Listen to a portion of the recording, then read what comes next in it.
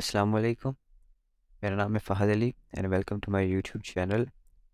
तो आज की इस वीडियो में मैं वेरिएबल्स को काफ़ी डिटेल से डिस्कस करूँगा, जिसमें मैं इसमें parts of variable, rules for naming variable, फिर इसके बाद मैं कुछ डाटा टाइप्स डिस्कस करूँगा वेरिएबल्स की, फिर इसके बाद आखिर में मैं डिक्लेरेशन और इनिशियलाइजेशन ऑफ वेरिएबल्स को डिस्कस करूँगा।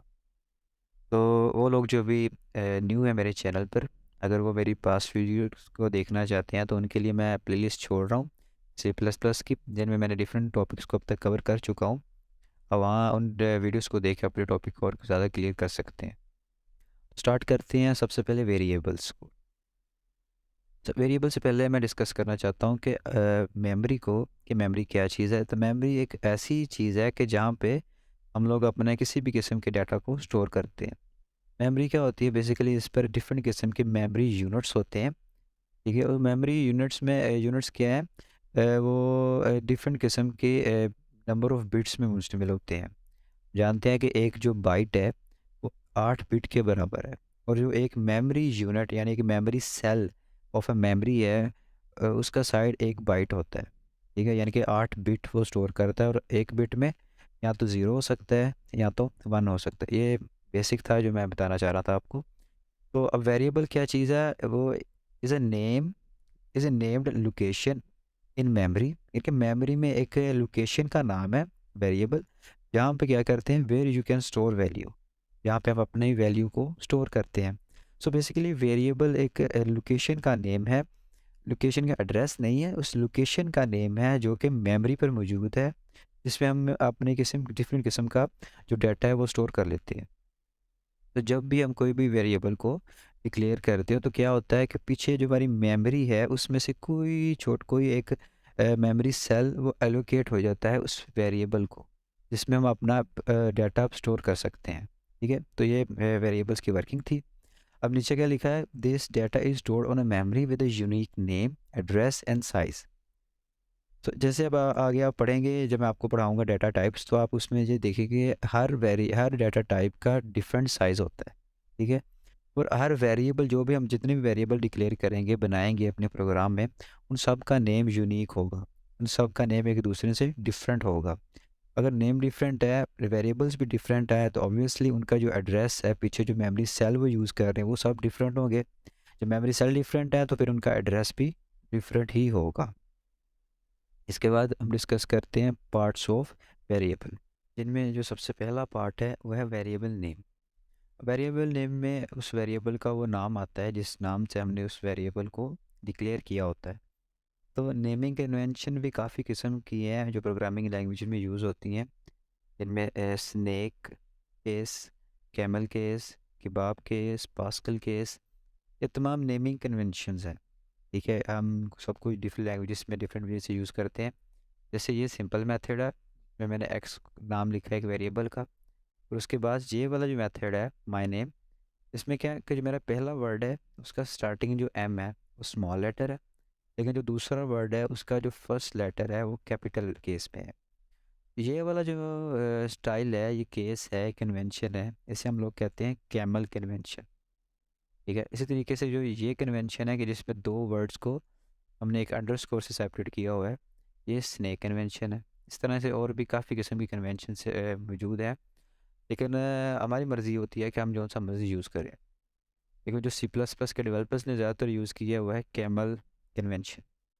उसके बाद जो दूसरा पार्ट है वेरिएबल्स का वो है डाटा टाइप ऑफ वेरिएबल। इसमें क्या आता है, इसमें डाटा की टाइप आती है कि किस किस्म का डाटा हमने उस वेरिएबल में स्टोर करना है। आया कि वो इंटीजर होगा, बुलियन होगा, एक स्ट्रिंग होगी पूरी जिसमें कलेक्शन ऑफ वर्ड्स हैं, एक करेक्टर होगा, एक करेक्टर यानी कि कोई अल्फ़ाबेट होगा। इस तरह से डिफरेंट किस्म के जो डाटा सेट्स हैं, उनमें से वो कौन सा डाटा टाइप चूज़ करेगा, यानी कि कौन सा डाटा टाइप वो स्टोर करेगा। तीसरी चीज़ इसमें आती है एड्रेस और लोकेशन ऑफ वेरिएबल। जैसा कि मैंने स्टार्ट में बताया था कि जब भी एक वेरिएबल को हम डिक्लेयर करते हैं तो उस वेरिएबल के नाम जो है वो बेसिकली क्या रिप्रेजेंट कर रहा होता है, मेमोरी में मौजूद एक स्मॉल मेमोरी यूनिट को, उस मेमोरी यूनिट का कोई ना कोई तो एड्रेस होगा उस होल मेमोरी में। ठीक है, तो ये भी एक हिस्सा है, एक पार्ट है वेरिएबल का कि किस मेमोरी सेल पर वो स्टोर है, उसका एड्रेस क्या है। ठीक है, उसके बाद आता है कि size of variable. Size of जो वेरिएबल होता है वो डिपेंड करता है टाइप ऑफ डाटा पर, तो कौन सा डाटा वो स्टोर कर रहा है। ठीक है, अगर वो इंटीजर स्टोर कर रहा है तो उसका साइज़ और होगा, बूलियन स्टोर कर रहा है तो उसका साइज़ कुछ और होगा। ठीक है, तो हम साइज़ फाइंड करने के लिए बेसिकली एक ऑपरेटर यूज़ करते हैं साइज़ ऑफ का। अब आप लोग कह सकते हैं कि ये फंक्शन है क्योंकि ये ब्रैकेट्स में ही है और ये जैसे किसी फंक्शन कॉल कर रहा है, लेकिन ये फंक्शन नहीं है, ये एक ऑपरेटर है। ये सेम गोज़ ऐसे काम करता है कि जैसे ही कंपाइलर से रीड करता है, इसे एग्जीक्यूट करता है, तो इसकी जगह इसको रिप्लेस कर देता है इसके उस वेरिएबल के साइज से। ठीक है, तो ये थे पार्ट्स ऑफ वेरिएबल। इसके बाद आते हैं कुछ रूल्स हैं वेरिएबल्स को बनाने में। प्रोग्रामिंग लैंग्वेजेस में डिफरेंट किस्म के रूल्स हैं जिनको हमें फॉलो करना पड़ता है किसी भी वेरिएबल का नाम रखते हुए। इसमें जो सबसे पहला रूल है वो ये है कि a variable name can only have alphabets, numbers and underscore. इससे मुराद ये है कि जो वेरिएबल्स का नाम होगा वो अल्फ़ाबेट्स पे मुश्तमिल हो सकता है, वो नंबर्स पे मुश्तमिल हो सकता है और एक अंडरस्कोर पे मुश्तमिल हो सकता है। इसके अलावा कोई और सिंबल हम यूज़ नहीं कर सकते। सिर्फ ये तीन ही हमारे पास डाटा सेट्स हैं जिनको यूज़ करके हम अपने वेरिएबल का नाम रख सकते हैं। एक कंडीशन। दूसरी कंडीशन में ये आता है कि जो वेरिएबल का नाम होगा वो किसी नंबर से स्टार्ट नहीं हो सकता, हमेशा एक अल्फ़ाबेट से स्टार्ट होगा। ठीक है, इसके बाद मैंने एक वीडियो में आपको कीवर्ड्स के बारे में थोड़ा सा ओवरव्यू दिया था। तो सेम गोज़ हेयर के किसी भी कीवर्ड का नाम हम वेरिएबल के साथ यूज़ नहीं कर सकते। जैसे एंड लाइन, एंड एल एक कीवर्ड है, हम किसी वेरिएबल का नाम एंड एल नहीं रख सकते। ठीक है, इस तरह सी आउट एक आउटपुट शो करने का क्या कीवर्ड है, हम उसका नेम एक वेरिएबल को असाइन नहीं कर सकते। ठीक है, ये एक छोटी सी एग्जांपल थी। जैसे इंट इंटीजर के लिए इस्तेमाल होता है, इंट को भी हम वेरिएबल के नेम में इस्तेमाल नहीं कर सकते। हाँ, इंट के साथ कोई और अंडरस्कोर कोई नंबर लगा दें तो ये नेम चेंज हो जाएगा, मॉडिफाइड नेम हो जाएगा, लेकिन अकेला इंट यूज़ नहीं कर सकते। क्यों? क्योंकि ये पहले ही किसी कीवर्ड को असाइंड है। उसके बाद जो लास्ट कंडीशन है, a variable name can start with an underscore और it is not considered a good practice. इससे मुराद यह है कि जो वेरिएबल का नेम है वो अल्फ़ाबेट से भी स्टार्ट हो सकता है, अंडरस्कोर से भी स्टार्ट हो सकता है, लेकिन नंबर से स्टार्ट नहीं हो सकता। ठीक है, तो ज़्यादातर जो हम प्रोग्रामर यूज़ करते हैं वो एक अल्फ़ाबेट से ही उस वेरिएबल का नाम स्टार्ट करते हैं।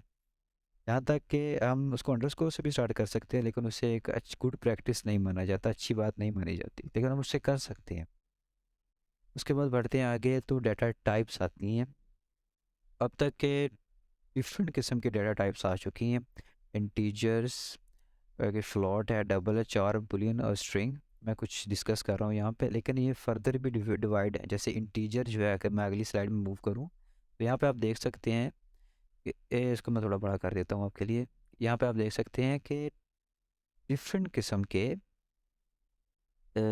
डेटा सेट्स जो हमें शो हुए हैं। ये देखें, चार है, मतलब करेक्टर है। ठीक है, एक करेक्टर क्या है, अब एक बाइट लेगा। एक बाइट में कितने बिट्स होते हैं? 8 बिट्स। मतलब जो पीछे मेमोरी में इसका साइज़ है वो एक बाइट का है। चार क्या रिप्रेजेंट करता है? एक करेक्टर को। और ये टिपिकली कितने करेक्टर को सेव कर सकता है? अप टू 20 to 55 करेक्टर्स को। ठीक है, इसमें नेगेटिव और पॉजिटिव दोनों आते हैं। ठीक हो गया। अब चार भी ये दो किस्म का होता है, एक होता है अनसाइंड चार, एक होता है साइंड चार। अब दोनों में फ़र्क क्या है? फ़र्क सिर्फ इतना है कि जो अनसाइंड चार है तो हम पॉजिटिव कंसीडर करते हैं, और साइन चार जो है हम नेगेटिव भी कंसीडर करते हैं और पॉजिटिव भी कंसीडर करते हैं। क्योंकि मैथमेटिक्स में ये बात अंडरस्टूड है कि जब कोई नंबर पॉजिटिव हो तो उसके साथ हम पॉजिटिव लिख भी सकते हैं, और पॉजिटिव नहीं भी लिखें तो उससे कोई फ़र्क नहीं पड़ता। इसी तरह इंटीजर जो है वो 4 बाइट्स का स्पेस लेता है मेमोरी में। ठीक है, इसी तरह मैं इंट के भी दो किस्म की टाइप्स है, अनसाइंड और signed integers, short integers, unsigned short integers, signed integer. So ये डिफरेंट किस्म के डाटा टाइप्स हैं। इनका डिफरेंट साइज़ है मेमोरी में और इनकी डिफरेंट रेंज है। इस रेंज तक का डाटा हम उसमें सेव कर सकते हैं। ठीक है, तो ये कुछ डाटा टाइप्स है जिनमें फ्लोटिंग पॉइंट्स है। फ्लोटिंग पॉइंट मतलब डेसिमल वाले हैं, 0 point something, 1 point something, 333 point something. ये फ्लोट्स आगे इंटीजर होल नंबर्स हैं। ठीक है, जैसे 1 2 3 4 5 18 अप टू इन्फिनिटी। जिसमें डेसिमल नहीं आएगा वो होगा इंटीजर्स। फिर है double precision floating data.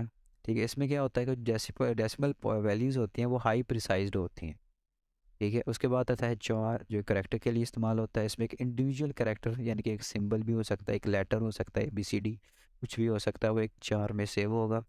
Boolean Boolean use करते हैं हम ट्रू या फॉल्स जैसे डाटा को स्टोर करने के लिए। ये बेसिकली हम जैसे अपने किसी कंडीशन में भी यूज़ कर सकते हैं कि अगर कोई वेरिएबल ट्रू है, इसकी वैल्यू अगर ट्रू है तो वो उस कंडीशन को ट्रू कर दे, नहीं तो वो उसे फॉल्स कर दे। इस तरह स्ट्रिंग है, स्ट्रिंग क्या करते हैं हम यूज़ करते हैं कलेक्शन ऑफ वर्ड्स को स्टोर करने के लिए इस्तेमाल करते हैं। ठीक है। इसके बाद आखिर में आता है डिक्लेरेशन ऑफ अ वेरिएबल। ये सबसे ज़्यादा इंपॉर्टेंट है। यहाँ तक तो मैंने आपको काफ़ी कुछ बता चुका हूँ वेरिएबल के बारे में, उसके data types, naming, parts of variable. अब यहाँ आता है कि हमने उसे अपने प्रोग्राम में यूज़ कैसे करना है। अब हमने ये तो सीख लिया है कि वेरिएबल होता क्या है, कितने टाइप का होता है, उसका पार्ट्स क्या है। अभी मैंने टाइप्स डिस्कस करनी है, इंशाल्लाह अगली वीडियो में वो भी डिस्कस कर लूँगा। तो यहाँ सबसे पहले डिक्लेरेशन का क्या मतलब है। तो what does this mean, this declaration thing, what does this mean. It means that कि आपने अपने वेरिएबल को सबसे पहले डिक्लेयर करना है, बनाना है। ठीक है। उसे दिखाना है कि अपने प्रोग्राम को बताना है कि ये मेरा अब वेरिएबल है। ठीक है। तो इसके जो सिंटैक्स है, ये इसका सिंटैक्स है। इसमें क्या है कि सबसे पहले आता है उसका डाटा टाइप, ये वो इंटीजर है। ठीक है। या वो इंटीजर हो सकता है, वो क्या हो सकता है, वो बूलियन हो सकता है। ठीक है। बूलियन के बाद वो हो सकता है चार, हो सकता है वो फ्लोट, हो सकता है डबल, हो सकता है कुछ भी हो सकता है। डाटा टाइप तो कोई भी हो सकती है। तो यहाँ उसकी डाटा टाइप आएगी सबसे पहले। ठीक है।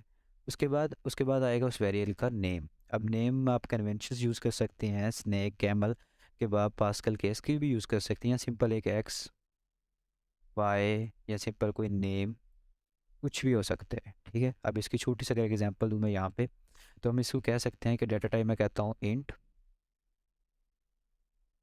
ठीक है। मैं कहता हूँ इंट और एक्स, और पता है क्योंकि कोई भी स्टेटमेंट हमारी सेमी कॉलन पे ख़त्म होती है, इसलिए मैं ये सेमी कॉलन लगा रहा हूँ। राइटिंग मेरी बचपन से ही ऐसी है। खैर, तो ये होगी डिक्लेरेशन कि जिसमें मैंने अपने प्रोग्राम को, अपने कंपाइलर को बता दिया है कि अब ये मेरा एक वेरिएबल है। ठीक है। जिसे मैं कहीं भी अब यूज़ कर सकता हूँ। और ये कौन सा वेरिएबल है, ये एक इंटीजर टाइप वेरिएबल है। ठीक है। ये अब क्या है, एक इंटीजर टाइप वेरिएबल है। उसके बाद आती है, जब हमने एक वेरिएबल को जब डिक्लेयर तो कर लिया है, अब उस अपने कंपाइलर को बता दिया है कि अब मेरे पास एक वेरिएबल है एक्स के नाम के, वाई के नाम पे, या किसी नाम पे। अब मैंने उसको एक वैल्यू भी असाइन करनी है। असाइनमेंट ऑफ वेरिएबल को कहते हैं इनिशियलाइजेशन ऑफ ए वेरिएबल। तो इसके सिंटैक्स में क्या आता है, सबसे पहले वेरिएबल का नेम, फिर असाइनमेंट ऑपरेटर। यह है असाइनमेंट, असाइनमेंट ऑपरेटर है, इक्वल का साइन जो रहता है उसे हम असाइनमेंट ऑपरेटर कहते हैं। आने वाली वीडियो में इंशाल्लाह मैं ऑपरेटर को भी डिस्कस करूंगा, तो आपको ये ज़्यादा क्लियर हो जाएगा। अच्छा, तो यहाँ पे क्या करते हैं हम लोग, वेरिएबल, सबसे पहले वेरिएबल नेम, फिर उसके बाद क्या आता है असाइनमेंट ऑपरेटर, फिर उसके बाद क्या आती है उसकी वैल्यू, जो हमने उसको वैल्यू असाइन करनी है। इंटीजर था एक्स, यहाँ पे कोई नंबर हो सकता है, इस तरह से कुछ भी यहाँ पे हम उसको असाइन कर सकते हैं। ठीक है।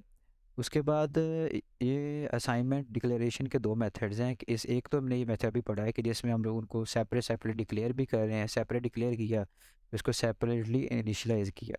हम इसको एक साथ भी लिख सकते हैं कि डिक्लेरेशन और initialisation at the same time. वो कैसे, इसके सिंटेक्स में क्या आता है कि सबसे पहले डाटा टाइप, फिर आएगी डाटा वेरिएबल का नेम, फिर उसके बाद असाइनमेंट ऑपरेटर, और फिर एंड पे वैल्यू प्लस सेमी कॉलन। अगर इसे मैं लिखना चाहूँ, डाटा टाइप में कहता हूँ इंट। ठीक है। इंट वेरिएबल नेम मैं कहता हूँ एक्स, असाइनमेंट ऑपरेटर, वेरिएबल कोई भी इंटीजर, फिर एंड फिर सेमी कॉलन। ये मैंने क्या किया, एक ही लाइन में डिक्लेयर भी कर दिया उसे और उसे इनिशलाइज भी कर दिया। ठीक है। तो ये कंबाइन फॉर्मेट आ गई उनकी। अगर मैं अब आपको एक एग्जांपल से थोड़ा सा समझा दूँ VS कोड पर, तो आपको ज़्यादा समझ आ जाएगी। तो ये मेरे पास बेसिकली एक सादा सा VS कोड है, जिसमें मैंने सादा सा सिंटेक्स लिखा होगा। इसको मैं यहाँ से रन करूँ तो मेरे पास कोई आउटपुट नहीं आएगी, क्योंकि मैंने अपने मेन बॉडी में कुछ भी आउटपुट नहीं करवाया, कुछ इनपुट नहीं करवाया, इसलिए मुझे कुछ शो नहीं करवा रहा है अपने पेज पर। तो जल्दी से मैं सबसे पहले इनिशियलाइजेशन करता हूँ। मैं इनिशियलाइजेशन का सेकंड सिंटेक्स क्या था, डाटा टाइप। इसमें इंट भी आ सकता है, क्या आ सकता है, इसमें स्ट्रिंग भी आ सकता है, इसमें और क्या आ सकता है, इसमें आ सकता है बुलियन बूल, ठीक है, इसमें आ सकता है करेक्टर चार, कुछ भी आ सकता है, ठीक है। मैं चार ही ले लेता हूँ करेक्टर। उसके बाद क्या आएगा, असाइनमेंट ऑपरेटर यानी कि इक्वल टू, ठीक है। और चार जो होता है एक लेटर है, तो उसको हम एक कोटेशन मार्क में लिखेंगे, कोई भी लेटर लगा ले, मैं ए लिख दिया, और एंड पे हमने इसको क्लोज कर देना है अपने सेमी कॉलन से। ये मैंने क्या किया बेसिकली यहाँ पे, ओ सॉरी सॉरी सॉरी,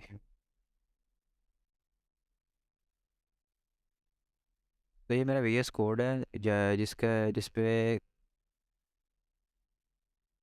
तो ये मेरा VS कोड है जहाँ पे मेन बॉडी जो है बिल्कुल एम्प्टी है। अगर इसको मैं अगर रन करूँ तो ये मुझे कोई भी आउटपुट नहीं देगा।